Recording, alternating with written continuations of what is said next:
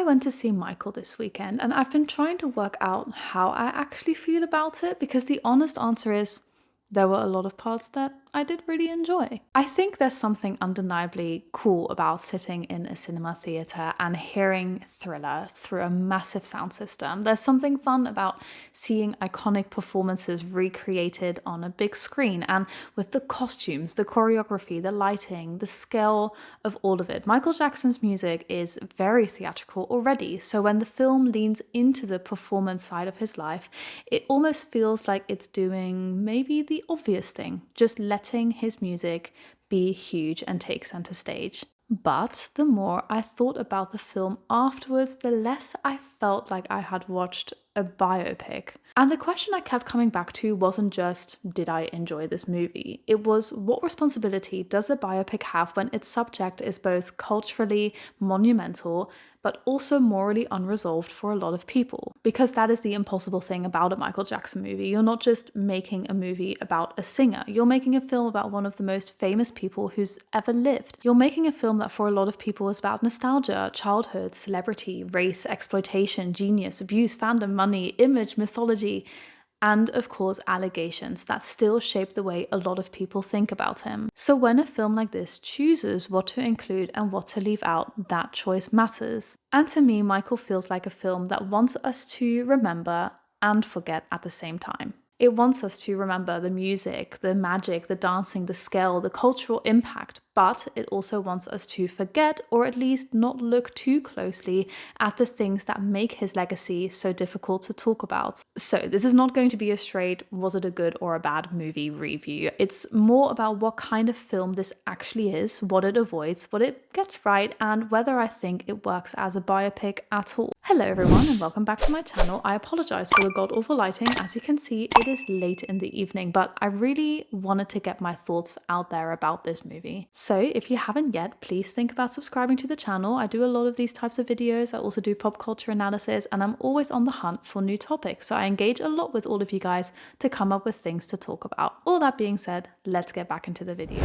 Let me start with what I did enjoy, because I do think that there are a lot of things that the movie does well. As a cinema experience, there are moments in Michael that really work. The music is obviously doing a lot of the heavy lifting, but I don't think that that is automatically a criticism, because the music is part of the reason Michael Jackson became such a huge figure in pop culture in the first place. When you hear his iconic songs in the cinema, you understand the scale of them differently. Songs like Thriller, Billie Jean, Beat It are not just catchy pop songs. They're built like events. They were meant to be that. They have drama baked into them and they already feel cinematic. So when the film gets to those big performance moments, it does become genuinely exciting, at least for someone like me who's a performer themselves. And I did find myself thinking, okay, I get why people are going to have a really good time with this. It also does a good job in certain moments of capturing the fantastical weirdness of Michael's life. I liked some of the scenes that leaned into the surreal quality of his world, the animals, the huge houses, the sense that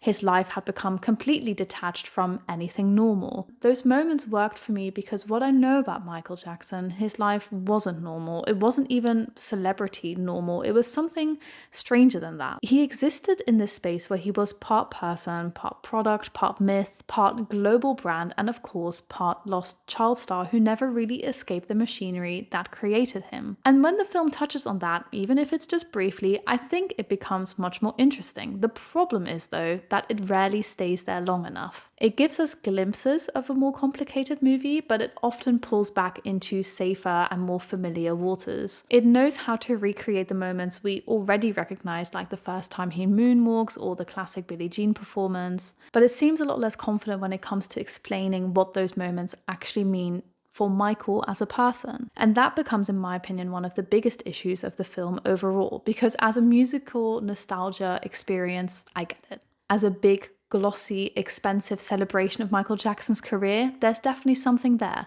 But as a biopic, I think it struggles. One thing I do want to give the film a lot of credit for is the casting for Michael himself, because both versions of him are doing a lot of the heavy lifting. Starting, of course, with Jafar Jackson, and I thought he was genuinely impressive. And I know a lot of people probably expected him to have some sort of natural advantage because he is Michael Jackson's nephew, and obviously there is some sort of physical resemblance there, and it helps him that he knew Michael in a way, but resemblance alone doesn't carry a whole film, especially not when you're playing someone as recognizable and unique as Michael Jackson. That is a really, really difficult performance to get right because everyone knows Michael's voice, his posture, the way he holds his hands, makes certain sounds, certain movements. And so if you underplay it, it doesn't feel like him. But if you overplay it, it very quickly becomes a parody. It becomes a tribute act, and it becomes someone basically doing a Michael Jackson impression at a talent show, which we've definitely seen enough of during Britain's Got Talent, America's Got Talent, etc. And I think that Jafar mostly avoids that. There were definitely moments earlier on in the movie where I was aware I was watching someone play Michael Jackson, but as the movie went on, I felt like he settled into it, which is an odd thing to say because I know movies aren't filmed in chronological order, yet somehow as the movie went on, it felt like he became more comfortable with what he was portraying. And I feel like that seems to be one of the things that all reviews do seem to agree on. A lot of critics have issues with the writing, the structure, and the way that the film handles Michael's legacy, but I feel like Jafar's performance has generally been treated as one of the stronger parts. The Star said that the film gives an overly simplified version of events, but what does work is helped by exceptional lead performances, and the headline of the review says that Jafar shines. But I actually want to spend more time on Giuliano Cruz-Valdi, who plays young Michael, because I feel like he's not really getting enough credit because everyone's so hooked onto this thing that Jafar was Michael's nephew. For me, some of the most alive parts of the movie definitely were the early Jackson 5 scenes, and I don't mean that in a nostalgic, like, oh, Michael Jackson as a kid kind of way. I mean it actually, I felt like I understood young Michael more clearly than I understood adult Michael. Giuliano has a really difficult job because he has to show the extraordinary talent, but also the pressure underneath it. And he has to be charming because young Michael was very charming, but he also has to make you feel like this is a child who's already being turned into a product, a child who's incredibly gifted, but also already being watched, corrected, and disciplined and punished. And I thought he did that really well. There's a spark in his performance. With young Michael, I felt the contradiction more clearly. I saw his joy of performing, but also the fear, the talent, but also the way that that talent was being managed by the adults around him. And honestly, I think that is one of the reasons the film became more frustrating for me later on. Because the younger version of Michael feels a lot more textured. He feels specific. You can see how the environment around him is shaping him. But when we get to adult Michael, even though Jafar is doing strong work, the writing for me starts to flatten him out, and the film becomes much more interested in recreating the iconic choreography, the glove, the moonwalk, the videos, the tours, etc., than letting us sit with Michael as a person. And that is definitely where a big chunk of my conflict with the film sits. Because the performances really aren't the problem. There's a lot of strong performances in this movie, but the material they have to work with feels quite weak. One of the other things I did briefly want to touch on and praise is the sound work, especially the way that the film handles vocals. I was really curious going into it how they were going to manage it, and reading up on it, it's very interesting to see how they explained the choices they made. They basically had both actors sing live while they were filming, and they mixed those vocals with existing vocals from Michael Jackson. But of course, there are some scenes where there are no recordings of Michael, where we see Jafar as Michael kind of starting to write songs in the studio, where we see young Michael as well starting to record songs.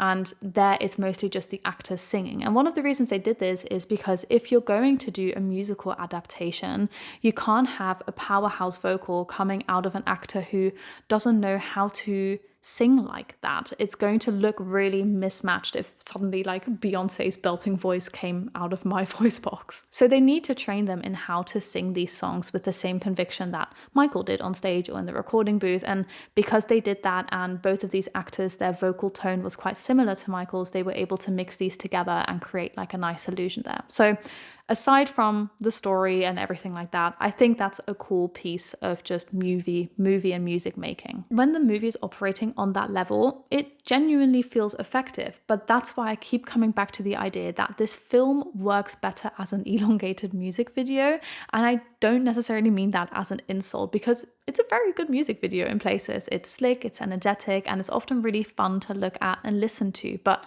a biopic has to do something different. A biopic should not just remind me that someone was iconic. It should help me understand them better, which I definitely did want to understand him a little better. It should take the image I already know and complicate it, deepen it, challenge it, or at least give some emotional context. And that's really where Michael starts to lose me. My biggest issue with the film is that it somehow feels like it glosses over everything, even though it is like 2 hours long and only covers part of his life. I find that really strange and confusing. If this were like a 90-minute movie that had to cover his entire life from the Jackson 5 to death, I would understand why certain parts would feel rushed. I would probably still criticize it, but I would understand. But this film has time. It chooses to focus on only a very specific period of his life, and then it still doesn't really dig into that. It shows us that Joe Jackson is abusive, but I don't think it fully explores the emotional consequences of that abuse. It shows us that Michael is under pressure,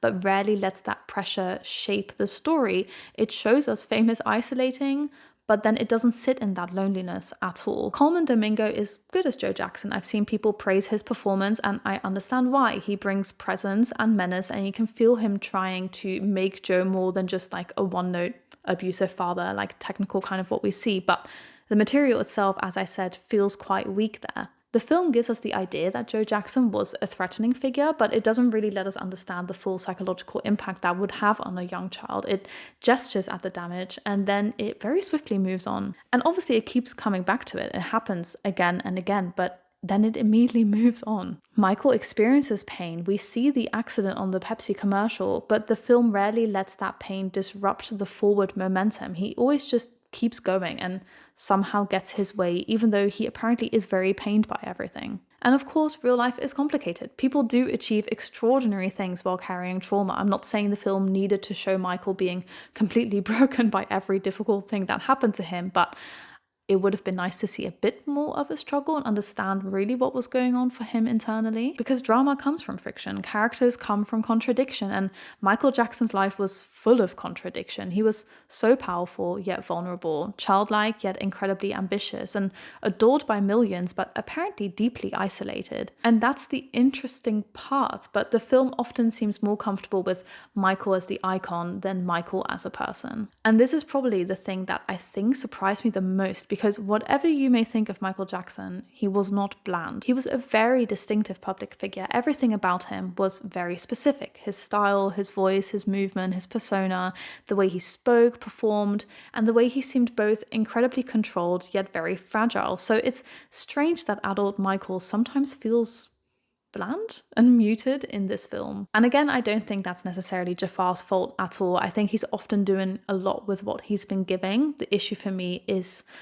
not even necessarily the writing, but just the storytelling. And there are moments where we see more of Michael's personality, especially as he becomes more confident as a solo artist, which are fun. You get glimpses of his perfectionism and ambition, but it's just not really going anywhere. For long stretches in the movie, he feels to me less like a fully realized person and more like a vehicle moving us from one iconic performance to another. The Jackson 5, Motown, solo career, Thriller, the moonwalk, the music videos, the tours, the outfits. And again, those things are super fun to watch, but I did leave the cinema feeling like I'd learned nothing new. I've seen those performances before, I've heard those songs before.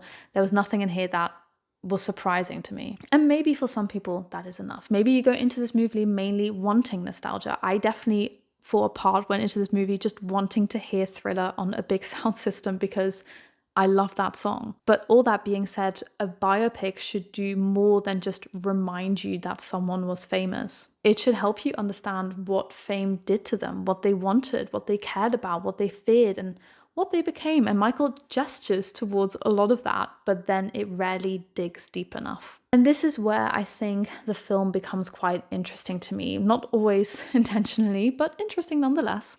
Because while I was watching it, I kept feeling like there were traces of a different movie scattered throughout. There are moments where it feels like this film is going to become something more complicated, and then it swerves away from that. There are scenes gesturing towards darker questions, but then they don't really go anywhere. And by the time that the film ends, I don't feel like I watched like a complete dramatic arc. I feel like I watched a movie that lost its third act. Now, this is probably not new to any of you because you've probably heard this in every other YouTube video that you've watched about this movie, but in case you haven't, there are reports, and we know that the film had to be reworked massively after legal issues around depicting the 1993 Jordan Chandler allegations. AP reported that the film had really costly reshoots after contractual restrictions because of that.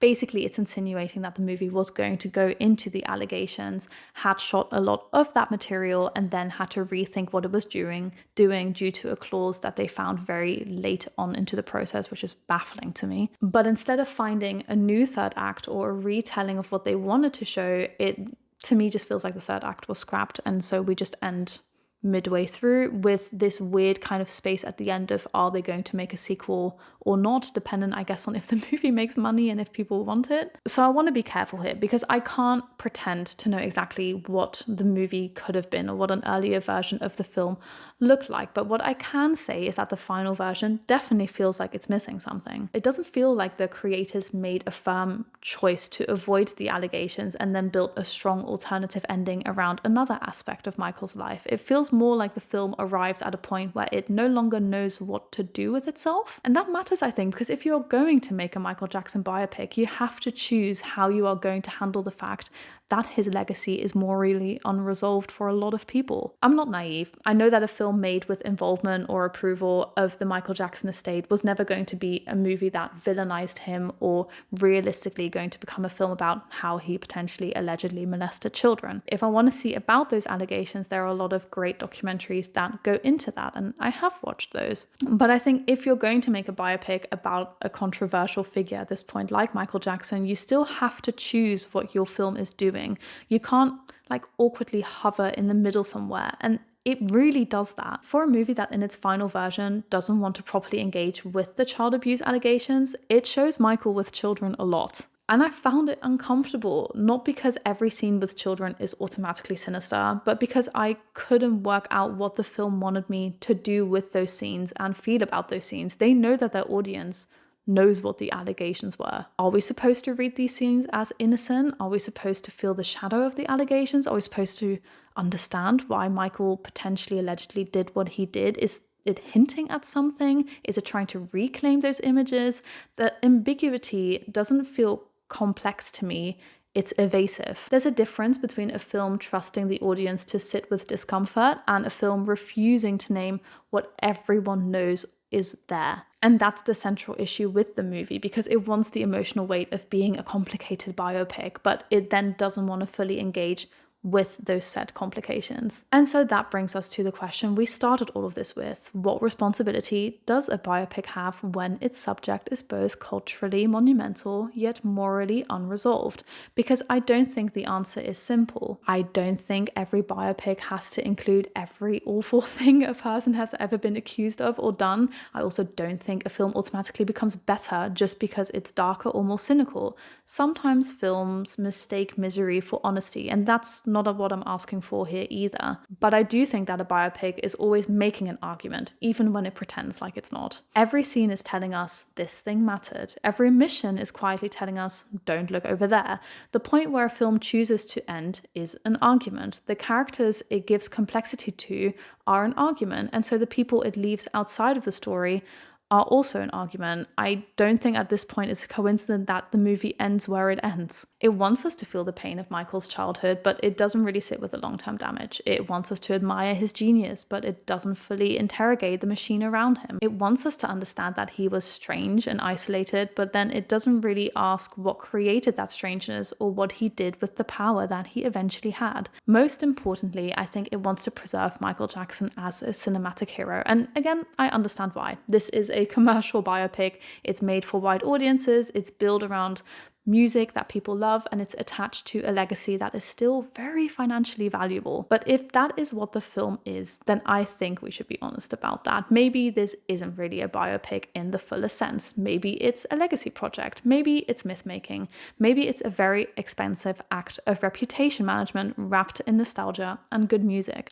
That doesn't mean that there's nothing to enjoy about it. There are parts I really did enjoy, but I do think that it means we have to be careful about confusing emotional impact with truth. And this is why I think it makes sense that there's a big divide amongst critics and audiences. The film has reportedly had a huge opening weekend, with AP reporting a $97 million domestic debut and a $217 million worldwide, despite mixed critical reviews. And it also noted that audiences gave it an A- cinema score. Honestly, I'm not surprised, because if you go into Michael as a fan, or even just someone who grew up around his music, the film gives you probably a lot of what you want to see. It gives you the songs, the outfits, the performances, and the feeling of remembering how huge Michael Jackson was. And nostalgia is very, very powerful. For a lot of people, Michael Jackson's music isn't just music. It's weddings, parties, school events, discos, talent shows, playing albums in the car. It's woven into some people's lives in a way that goes way beyond whether they have sat down and examined the ethics of his legacy. So I understand why audiences are responding emotionally to the film. I also understand why critics are more skeptical. If you're looking at Michael as a piece of storytelling,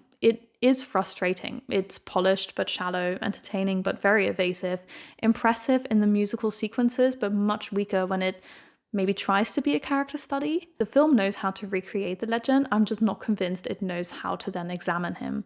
And that is probably why two people can leave the same screening with very different opinions on the movie. And so then that brings us, of course, to the question that I think a lot of people are asking themselves, maybe a lot of you are asking me while you're watching this video, which is, does watching Michael mean endorsing it? It's a very complicated question. It's one that I've been asking myself, in full honesty, a lot over the last few weeks, deciding whether to go see it, deciding whether to then talk about it as well. My answer is not necessarily, but I think it depends how you engage with it. I do not think that watching a film automatically means you endorse every single person involved, every choice it makes, or every version of history it represents. If that were the rule, I think engaging with any art in this world would become almost impossible. But I also do think that sometimes we separate art from the artist as a way to avoid thinking too hard about difficult and uncomfortable questions. Because with a film like this, the question I don't think is just, am I allowed to enjoy a Michael Jackson song? The question is, what systems are being reinforced when a complicated legacy is polished, packaged, and sold back to us. This is not just a film about a dead artist. It's a film attached to an estate, a brand, a catalogue, and a legacy that is still very, very profitable. So no, I don't think that watching this movie makes you a bad person. I watched it, enjoyed parts of it, and understand why other people would want to go see it.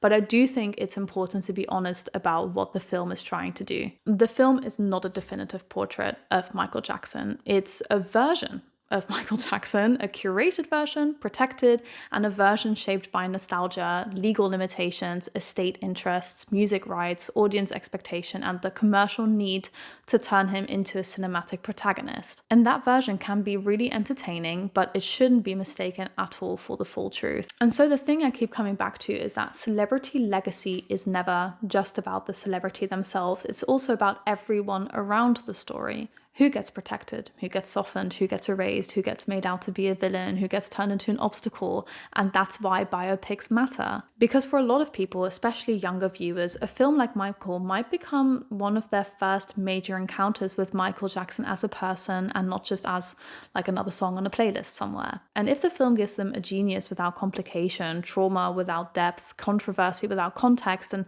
spectacle without accountability, then that definitely matters, because legacy is not just what happened, legacy is what's repeated. And Michael is very invested in repeating that magic, the music, the movement, the feeling that Michael Jackson was not like anyone else and there never will be again. But I'm not sure it's equally interested in asking, what does that magic cost? Who paid for it? And who gets left out when the story is told this way? So, should you watch Michael? Honestly, I think it depends what you're looking for. If you want a big screen musical experience, if you want to hear those songs in the cinema, if you want to see Jafar Jackson give a great performance, then yeah, I would be lying if I said that I didn't enjoy those parts of the movie. But if you're looking for a revealing biopic that's going to maybe help you resolve some of your unresolved feelings about his legacy, this is not going to do it for you. In general, by the way, I don't think any biopic of any artist will ever answer questions you have about them that aren't easy peasy, simple things. Biopic is always going to gloss over stuff, right? As we said at the beginning. It's a great highlight reel. It's a glossy, expensive, occasionally thrilling, well-performed music video. And as that, it definitely works. But as a portrait of a person,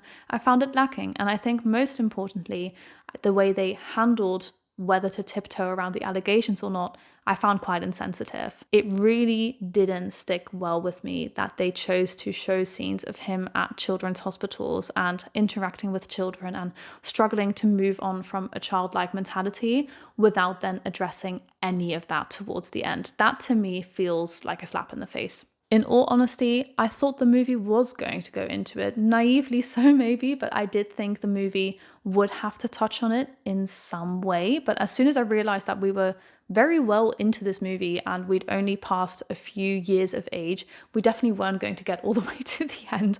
And that's when I realized they're probably making the decision to cut it off right before the allegations start. Now, again, wasn't expecting this movie to resolve my complicated feelings about those allegations, but I also wasn't really expecting them to like hint at them and then never do anything with it. And so the movie spends over 2 hours trying to show us Michael Jackson, the child star, the myth, the legend. But by the end, what I was really thinking about wasn't really Michael himself. I was thinking about how pop culture decides what it wants to remember, who it wants to forgive, what it wants to sell, and what it quietly asks us to forget, because this movie 100% does that. But those are my thoughts. What do you think? Did you see Michael? Did it work for you as a biopic, or did it feel more like a tribute act that glosses over a lot of the more difficult aspects? And do you think a film like this has a responsibility to engage with the darker parts of its subject's legacy, or is it fair to focus mainly on the music? Let me know in the comments below, because I feel like this is one of those films where the conversation around the movie might actually be more interesting than the movie itself. As always, if there are any other films that you want me to talk about, do let me know in the comments below. As I said, subscribe. I always post in my community tab and I'm always open to suggestions there as well.